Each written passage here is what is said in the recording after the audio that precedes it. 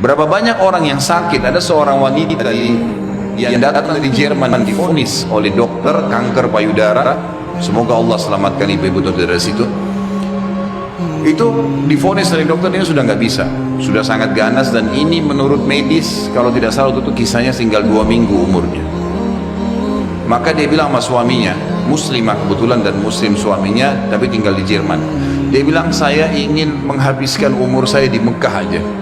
Ini sudah jelas dokter vonis 2 minggu, saya mau pergi ke sana. Suaminya ikutin, 3 hari urus visa, tiket segala, berangkat. Ringkas cerita, dari 14 hari waktu yang divonis oleh dokter, 3 hari sudah habis pengurusan visa dan proses berangkat sama 4 hari kurang lebih. Jadi sekarang tinggal 10 hari.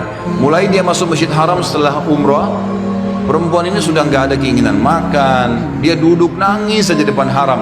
Dia nangisnya sebenarnya itu bukan minta disembuhin, dia percaya sama dokter. Dia cuma nangis dosanya yang pernah dia lakukan, dia menyesal kurangnya ibadahnya.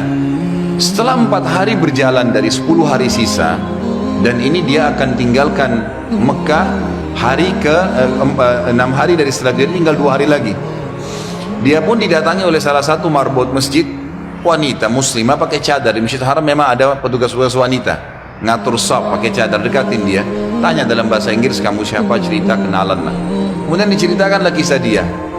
Si muslimah marbot masjid ini yang umurnya masih sangat muda tersenyum lalu berkata, wahai saudariku, kenapa kau begitu yakin dengan vonis dokter? Bukankah ada orang yang sehat juga mati? Bukankah juga ada orang yang sakit mati? Kalau ajal sudah datang, Allah SWT panggil pasti mati.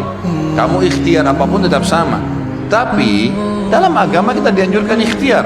Coba di sini di Masjid Haram, selain doa yang kamu lakukan, kamu bisa minta disembuhkan. Ada air Zam-Zam yang dijanjikan oleh Nabi SAW, sebagaimana sabdanya, Zam-Zam liman syuribalah.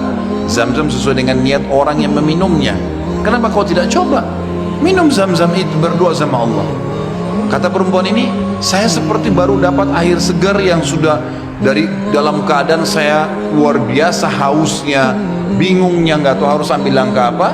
Dia bilang, baiklah kalau gitu. Dia bilang, mulai semenjak itu dia minta sama suaminya ditunda beberapa hari pemberangkatan sampai hari ke-13 lah dari 14 hari itu.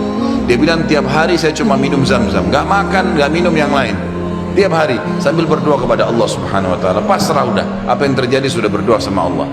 Hari ke-13 dari 14 hari itu dia pulang ke Jerman. Dari bandara langsung ke tempat dokter, telepon dokternya sudah siapin ruangan ICU, mau dicek segala macam dan seterusnya. Begitu tiba di sana, dicek, difoto, dokternya kaget. Hilang semua, kanker itu hilang total, nggak ada sama sekali. Lalu kemudian dokternya didudukin sama suaminya, dia tanya, Anda ini selama 2 minggu kemana saja? Orang ini Nasrani Katolik dokternya. Dan kebetulan dokter ini sudah lama mau masuk Islam. Hikmah-hikmah yang luar biasa terjadi. Maka dia mengatakan, dari mana Anda selama 2 minggu, berobat ke siapa, dokter siapa, obat apa yang diminum? Dia bilang, tidak ada, kami seorang muslim dan kami berangkat ke Mekah, saya minum air Zam-Zam gitu kan. Dan saya berdoa sama Tuhan saya untuk disembuhkan. Kata dia, selamat, kanker ini belum pernah dalam sejarah dokter bisa sembuh, tapi ini hilang sama akar-akarnya gitu kan. Si perempuan tersebut menangis, suaminya menangis, bersyukur sama Allah.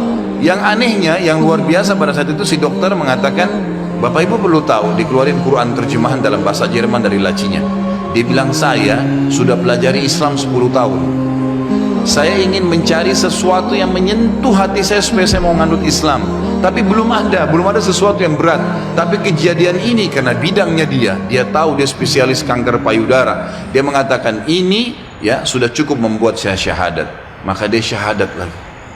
Maka kita bisa lihat bagaimana keyakinan yang sedang kita bahas ini bukan main-main.